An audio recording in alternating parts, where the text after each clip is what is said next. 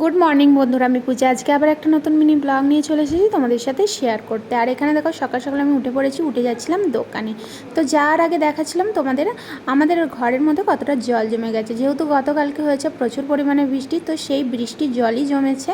আর যেহেতু আমাদের বাড়ির পাশে দুটো বড় বড় পুকুর আছে, সেই কারণে জলটা এতটা পরিমাণে। আর রাস্তায় দেখো কতটা পরিমাণে জল।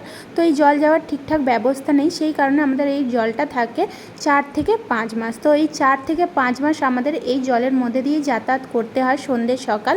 তো প্রচণ্ড পরিমাণে অসুবিধা হয়। তো কি করা যাবে, যেহেতু আমাদের এইভাবেই যাতায়াত করতে হয়, এত বছর ধরেই যাতায়াত করছি, তো অভ্যাস হয়ে গেছে। তো আমি জল পেরিয়ে চলে গেলাম দোকানে। যেহেতু আজকে সোমবার আর সাথে জন্মাষ্টমী, খুব ভালো একটা দিন।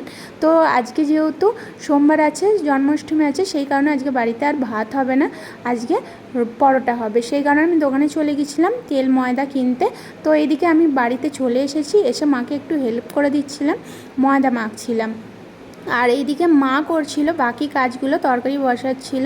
আর এদিকে আমি ময়দা মেখে, আর যেহেতু আজকে সোমবার, সেই কারণে ময়দা মেখে স্নান টান করে এদিকে পুজো দিতে যাব বলে রেডিও হয়ে গেছি।